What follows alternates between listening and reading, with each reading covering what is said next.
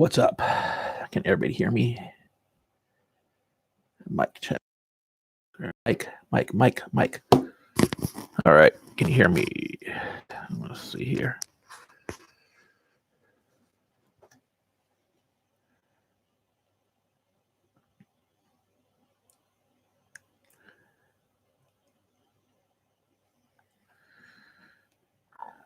Okay, just give me 1 second here.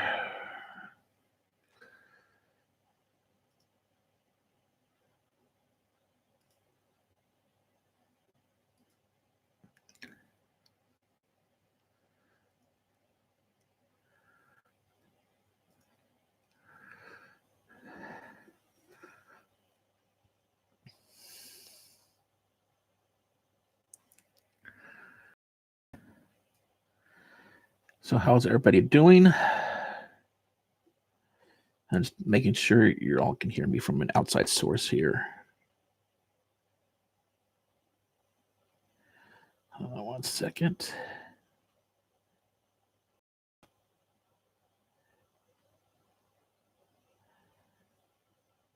Okay.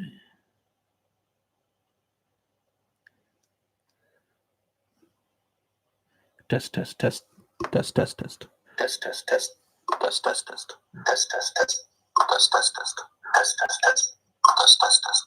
Okay. So yeah, sorry. I had to check to see if the microphone, because I have software which I usually do these live streams through, and for whatever reason, it detects this new microphone, but it does not capture the microphone to enable for anybody to hear me, whether once I go live or when I'm just recording on my hard drive. So there's some kind of issue with that. But I'm here on online or YouTube, so basically only let a few minutes here, only go a few seconds here to allow people to populate. If you're live here, go ahead and say hello and what your team is, or unfortunately have to say it was. So let me go ahead and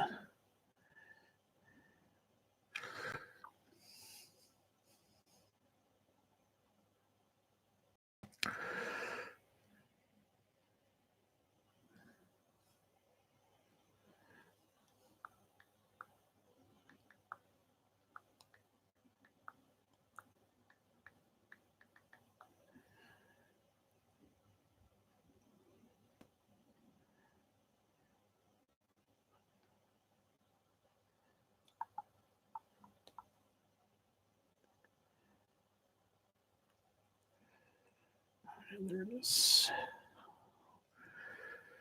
So what's up?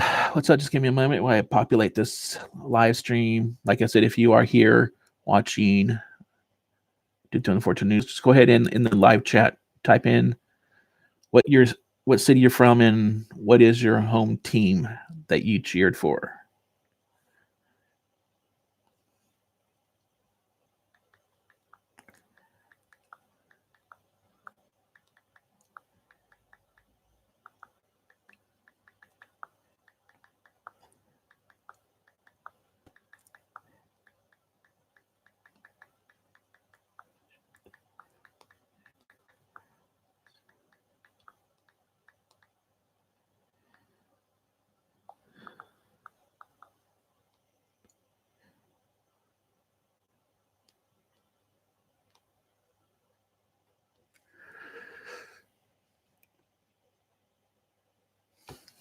Hopefully, let's see here.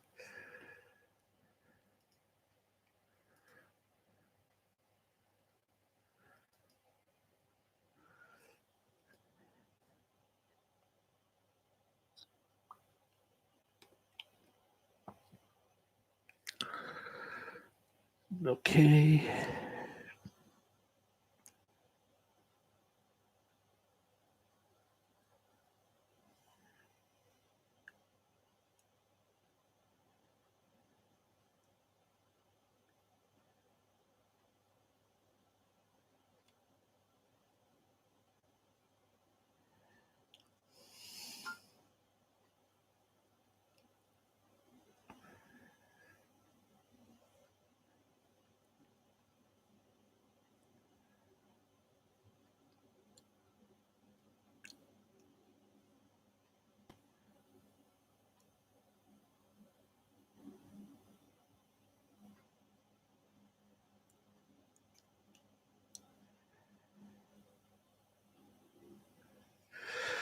Okay, so we're on here. Just had to do some sharing on here.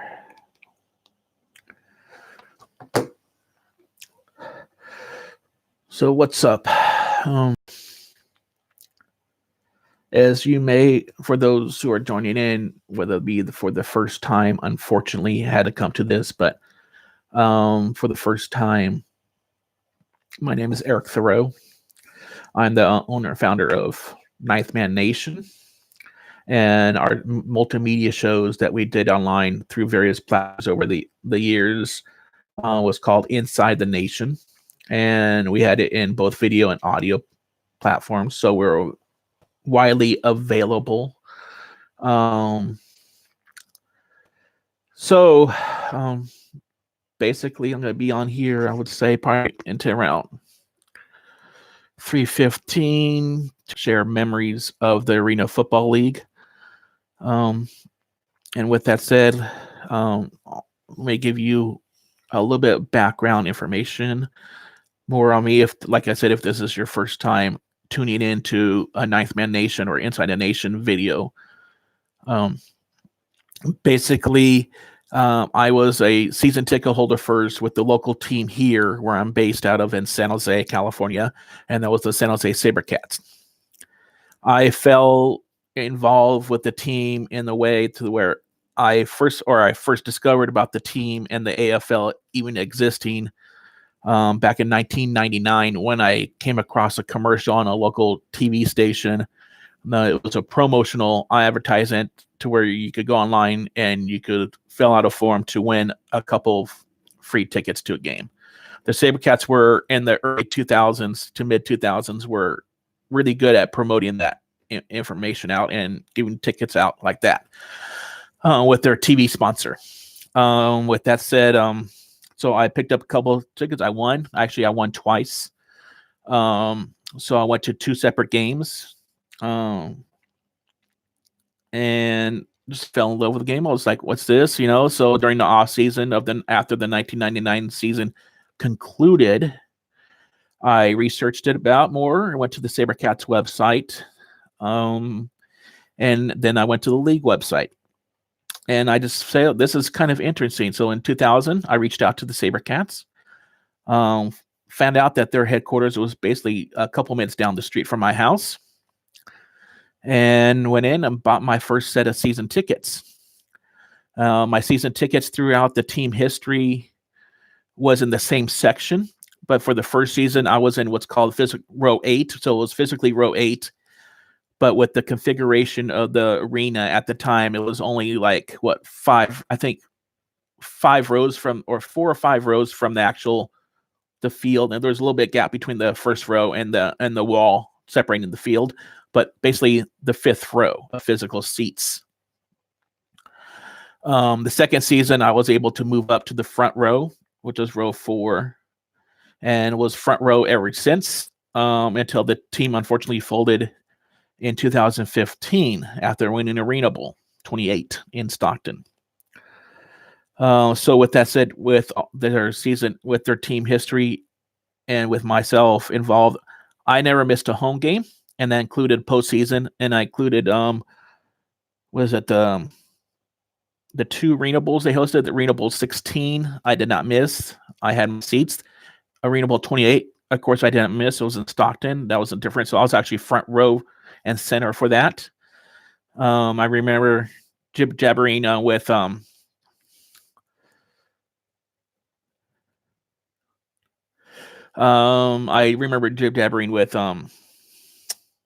what's the name? Joe Hills. Joe Hills at the Arena Bowl. We're just talking a little friendly smack, and that's what the friendly competition and that's what Arena Football League allowed you to do. Be able up close and personal with the players and all that stuff. Well, Riptatan, I think I said your name. Riptatan. I apologize if I mispronounced your username on here. I just played Arena Football Road to Glory last night. That's a game to remember. Yeah, I might have a game or 2 of that too on PlayStation. So if you're on here, basically share where you're from and what city is your home team that you cheered for throughout the league. Like I said, because I'm doing like a sort of a live stream tour. YouTube is my first stop. I'll be also live streaming over on Twitch, Facebook, and eventually making my way and Periscope or via Twitter. And I'll be making my way over to Instagram. Unfortunately, Instagram doesn't have a platform where you could go live from the desktop here, so I'll have to use it through mobile. So basically, going back to me sharing a little bit more of my personal, I would say I was a season ticket holder, never missed a home game. I went after a couple years into it. I found like 5 years into it or something, maybe 4 years. I found a fan gathering, a group of fans gathered, and we were able to meet up at a local restaurant in Campbell to watch the games. The restaurant was a sponsor of the team and was more than glad to host a viewing party. But as time progressed, things changed for whatever reason. The restaurant was not suitable for us, our viewing party, during a time between seasons to find a new venue or to continue with that venue. So we moved on to another location, and then some fans said we need to make this official and let's do this as an official fan club kind of establishment. So one of the another diehard fans of the team that actually followed the team longer than I had, basically, so let's start a fan club and let's call it San Jose's Ninth Man. So he did that in, I think, 2000. Was that 2000? No, that's when I started. It was 2005 when he did it. So he ran the fan club 2005. Towards the end of the year, personal scheduling issues came up with him being able to fully commit himself to the way that he wanted to run it. So, and I was sort of helping him out a little bit because I had sort of an unofficial fan site that I had online, and then I was trying to help promote the team because I knew that the fact that from like local media standpoint, and this has probably been the issue with the league all year round, all in its history, is reaching out to local media to, even to release video highlights of the games, and reach out to your local team media more or less than a national media outlet, no matter how many teams they had in the league. It was an issue to getting video highlights out there and to make your product known, whether they had a team in a particular market or not. So with that said, I founded sjsabercats.net, and I ran that up, and I had a lot of compliments on the site, thinking it was actually better than the team site. But I didn't think so. I thought I just did what I could do. I had multimedia and all that stuff. I have video and I had audio and I had more interaction, with social media involved. And this is the start of the social media genre or era, I should say. So I went on and met with, like the fan club starter. His name was Ty Whitman, and great guy, true SaberCats fan, and then also a fan of the league. And he made, as we went through it, unfortunately, I took over the ranks of the San Jose's Ninth Man in 2006, I believe it was the official first year that I took it over. And I reached out to friends that I had that ran restaurants and all that stuff, and was able to gather what I would think would be looking into viewing parties for road game viewing parties. And basically we did that for multiple years. I ran the fan club basically from 2006 to 2015 when it ended. Towards the end of the length, we got the team was more involved with the fan club and was helping out and running more of the organization process of the viewing parties. But the thing is, before the fan club, they didn't really get involved too much into it. But yeah, we had a bunch of loyal San Jose fans. Part of some of the stuff that I did with the fan club, I organized community stuff. We did participation in a local 4th of July parade. a couple years. I should turn my audio off on my phone. You don't need to hear that. So that's basically what I did. Like I said, if you're on here, go ahead and feel free to type something in the chat. Depending on how many come on here and how the conversation starts going. I'll keep this on probably until around 3:30, the latest, because like I said, this is going to be like a tour of chats or a tour of live streams, just to try hit every platform that we're on here, Ninth Man Nation. So I'll give you a few seconds here, but yeah, I'll continue my stream, and I will keep this video live on the channel, and I will share it, so make it available for replay. But I hope to have more conversation, and as far as for the chat to be more active. I see there's a few of you online. So with that said, we got involved in the team, and it's just a very fun league. I've made personal friends out of the team with the players, the staff members, that worked in the team office. I made friends with the coaches. As a matter of fact, I'm helping out to this date. I was helping out the former head coach of the SaberCats, Darren Arbett, and currently he's actually getting ready for a bowl game that he is coaching at a local community college, which I've been helping out for the last 3 years with revamping some technology they needed to get done there, and for the school standpoint. And I redid their website last year in 2018.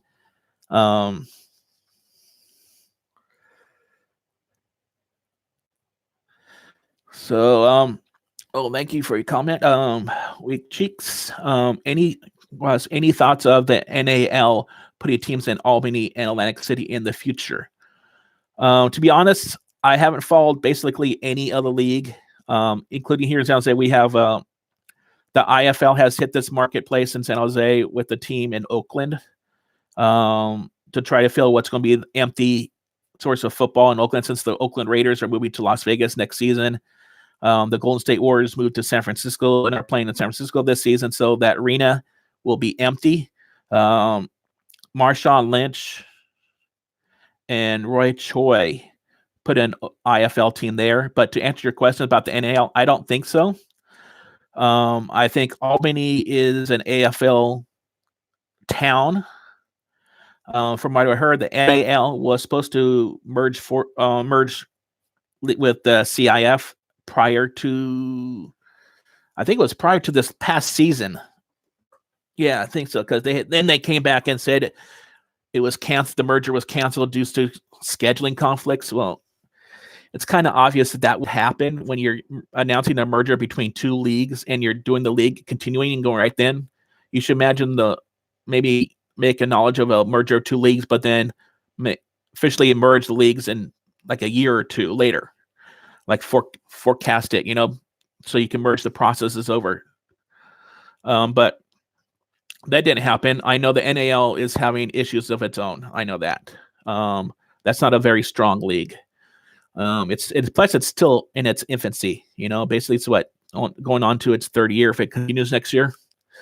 So we'll have to see. I think the IFL will be probably the mainstay to replace the Arena Football League. Different rules, little concepts. You got 3 former AFL teams there. You got the Iowa Barnstormers. You got Green Bay Blizzard were an AF2 team, so they're part of the AFL kind of history, you could say, with the development league. Then you got the Arizona Rattlers, and then you got the rebirth of the Spokane Shock there in the IFL. But keep in mind now, due to this lawsuit or how this is going to turn out as far as for financial obligations, the lawsuit with the AFL is going to affect the member teams of the Spokane Shock rejoining. It's going to have some kind of effect with the Spokane Shock rejoining the IFL because they were part of the AFL during the so-called years where the lawsuit takes place. And the Iowa Barnstormers were there, and so were the Arizona Rattlers, of course. And then, of course, in the NAL, you got the Jacksonville Sharks will have some kind of effect. So this lawsuit on how it's going to handle, we don't know how it's going to affect those teams. Even though they're not in the Arena Football League anymore, they still have a financial obligation because they were members of the league back then. The IFL is on a roll. I watched NAL games on YouTube. I enjoy the Massachusetts Pirates, but they have low attendance. Yeah. Basically, low attendance is an issue to local marketing. Now, depending on when the Massachusetts Pirates came into the league, what the league owners wanted to do as far as for doing a community localized marketing to where they play and in the neighborhood where their arena plays. And the television reach, you still have to reach television. You still have to reach radio. That's one way to market it, but you have to market it on social, not just on social media. No, that's the future marketing and advertising. But yet, television still has reach, and I don't mean reaching on like cable sports networks like FSN North New England or whatever, or Fox Sports Network New England, like that. You have to reach on the over-the-air broadcast stations, like your local NBC affiliate or station, your CBS, ABC, Fox, and even the independent stations that are in that market. You still have to do that. You can't just reach out on the sports stuff. You have to reach out to the regular market where the eyeballs are the greatest in that time period of where you want your advertisement. And usually those are the most expensive times to run an advertisement, which is the morning, what's considered the morning drive, the morning shows period, or the afternoon drive, basically when people are going to work or people when they get home. Those are the most expensive time. And then you have the midday drive, which is like not the cheapest, but yet not the expensive, so like right in the middle. The cheapest time to run advertisements, and this happens for radio too, is what's called ROS, run of station. I mean, those are usually given to you on the least listened part of days, which is overnight hours. So it all depends on what's in the budget for the Massachusetts ownership. If they are owned by an independent company or if they're league owned. Albany and Atlantic City had a good turnout. It's very sad about the AFL. Yeah, Albany, like I said, is an AFL town through thick and thin. They don't really have any other professional. Matter of fact, their only other pro team they had was a minor league team to the New Jersey Devils in the hockey league there. They moved out, and that was with pressing time to allow the Empire to move in. And then the Empire were basically the only professional team in town. I mean, yeah, they have their collegiate factions there. But yeah, so that's why they were able to target. Plus the history, they used the history to launch it. They used the history with the Firebirds, minus not using the name and the logo and all that stuff of the Firebirds. But they marketed into the Empire name because they're in Albany, which is the capital of New York, and New York is known as the Empire State. So that's why they did that. And the colors they got from, I think the state of New York flag is orange and blue like that. And a lot of people were going off there copying the Spokane Shock colors and all that stuff. It looked the same pretty much for the first year, but yeah. So yeah, like I said, yeah, Albany was pulling around 10K. I have the averages on ninthmannation.net on the attendance average. Yeah. So they were great attendance. They were a great market.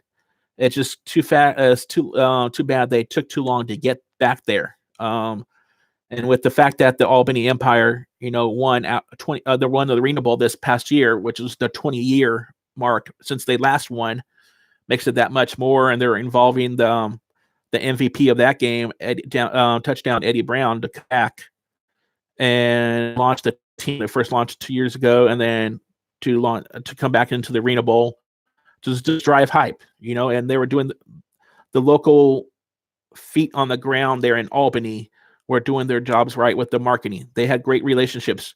They had shows on local TV stations, not just the sports network, which I don't even know if Albany has a regional sports network on there. I'm not sure what they're using for that up there, but yeah, they had ESPN radio and another radio station as their stations. They had shows on local TV stations with the coach.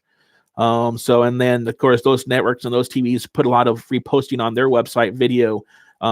They allowed camera footage from those local stations into the arena to show highlights of the game and after the games were over. So that's like what I said, that it needs to show. So that way there's exposure of the game being done. And not just hype of people coming to the studio talking about a said product and not really showing proof of that said product. But yeah, that's what Albany did really great. And Atlantic City, I would say they actually had decent attendance. They didn't have the best for the years, and the league came out and said that, yeah, they could have done it if they would have started earlier, like what they were trying to do to expand from this year to next year. Of course, that's not going to happen, but they wanted to get more noticed and then just launching a team in 3 months and getting them off and going. Atlantic City is a strong football town, but then they also have the competition of established fans from Atlantic City being Philadelphia Soul fans. So that kind of was tough, but they hit the market running, and they tried teaming it with like the local ESPN radio there and the local TV stations. They joined forces with NBC Sports Philadelphia, which shared time with the Soul, but they did that from a financial standpoint more than anything. But at least they got them on airtime, and I believe the players in there that did show a strong effort in the community there. I do not think an NAL team could afford to rent the arena the Washington team played at. Capital One Arena, which is physically actually and financially owned by Ted Leonsis, who owned the Washington Valor, and he also owns the Washington Wizards, Washington Capitals, Washington Mystics, and then a minor league hockey team called the Hershey Bears. So he basically owns that arena and everything involved in that arena. Basically, and it's just being managed by another company, so that way he doesn't have to be there, so he can run other things in his business. But or it's managed by Monumental Sports and Entertainment, which is his company. Excuse me. And then a lot of the website hosting for the Arena Football League teams, minus the Philadelphia Soul, were also hosted by a company called Virtue, something like theirs. But that company is also hosted or owned by Ted Leonsis. So everything was input at one. Yeah, and Capital One Arena just did a major remodel too. So I'm sure that's a fantastic venue to play in. Atmosphere might be not so great because sometimes you want like a closer niche in a spacious arena, so that way you can fill in, like the way Times Union Center is for the Albany Empire. That's a more closed-in arena. And it fits a little over 13,000 for arena football if it was to be sold out. Arena Bowl was 12,042, I believe, and so they're like a 1,048 or something like that, short of being a 100% complete sellout. But yeah, Capital One is one of the huge arenas. The Wells Fargo Center in Philadelphia is a big arena. They did some remodeling with their wraps, the animation wraps. I keep on forgetting what those boards are called, but they did that, and they also redid their center board, scoreboard, and video board, just like Capital One did. And keep on, I have never been to any of these arenas. The only arena I went to that's the further east of here, where I'm at, San Jose, was the New Orleans Arena, now called Smoothie King Arena in New Orleans for Arena Bowl 22. So, and I felt that was a pretty decent sized arena for fans. It was actually kept the environment there. Oh yeah, the New York streets. I don't even know if you could call that an arena. That's like a civic center or something like that. Yeah. That's why they had to call it indoor football. I don't know. And it's all arena football only in the AFL because it was trademarked that. So, but that might be opening up. But yeah, New York streets, I think, was a product that's rushed together. They may have the players and the results on the field to play, but yeah, you have to have a good arena. I think the New York streets, with that name, they could play in what's it called? I don't know if it's changed name, but it opened up named as the Barclays Center. The field was only 38 yards. Wow. In total length, I saw some footage of it, but I didn't really pay attention to the length of the field, and I just saw turf. Oh, excuse me. But yeah, that's kind of weird that there's no standard. See, that's one of the things. You have to have standards in place for a league, each team. have standards and be able to play on the full field. So I don't know how they got away with that. They went halfway each way. So the New York Streets should not have been allowed to play in that venue, unless that venue could have done some kind of physical adjustment to the structure of the building or whatever, how it's laid out. I don't know, but yeah, they should have played in probably Barclays Center in Brooklyn, or they could have played in the Nassau Coliseum, which I believe has been remodeled, and the Islanders are about to go back there. But